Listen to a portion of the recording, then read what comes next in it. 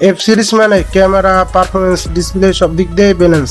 হ্যাঁ ভাই, Samsung Galaxy F36 এই ফোনটি ডিজাইন দিক দেখতে হলে ডিজাইনটা খুবই প্রিমিয়াম আর বডি ফ্রেম হলো বিজ্ঞান লেদার। এই ফোনটি থিকনেস হলো 7.7 মিটার, ওয়েট হলো 197 গ্রাম। এই ফোনটি খুবই পাতলা, এক হাতে নিয়ে ইজিলি ইউজ করতে পারবেন।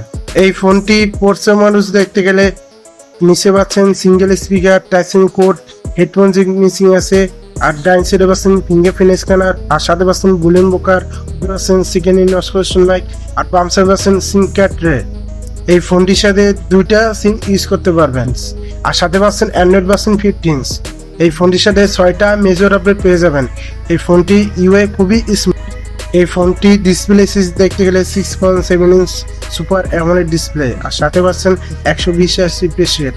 এই ফোনটি টপ সেনে পাচ্ছেন ইউসোনোস, এখানে ইউসোনোস না দিয়ে এখানে একটা পাঁচশো সেলফি করে দিলে খুব ভালো হতো।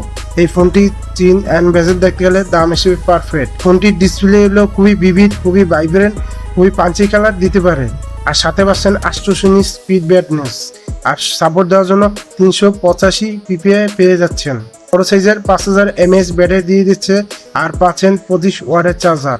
এই ব্যাটারি থেকে টানা 1.5 দিন ব্যাটারি ব্যাকআপ পেয়ে যাবেন, আর চার্জার থেকে দ্রুত চার্জ নিতে পারবেন। এই ফোনটি র্যাম পাচ্ছেন 6GB 128GB। মার্কেট প্রাইস হলো 25,000 টাকা। প্রসেসর দেখতে গেলে Exynos 1380 599 processor.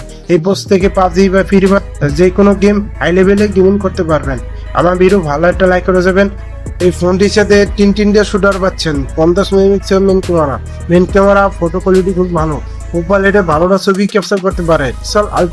Ultimate camera, photo quality খুব ভালো, প্রোফাইলে ভালো ছবি দিতে পারে। 2 megapixel macro camera, photo quality খুবই ভালো। আর মেন ক্যামেরা ভিডিও রেকর্ড করতে পারবেন 4K 30fps। আর 13 megapixel selfie camera video record করতে পারবেন 4K 30fps। আসসালামু আলাইকুম, সব ভালো থাকবেন।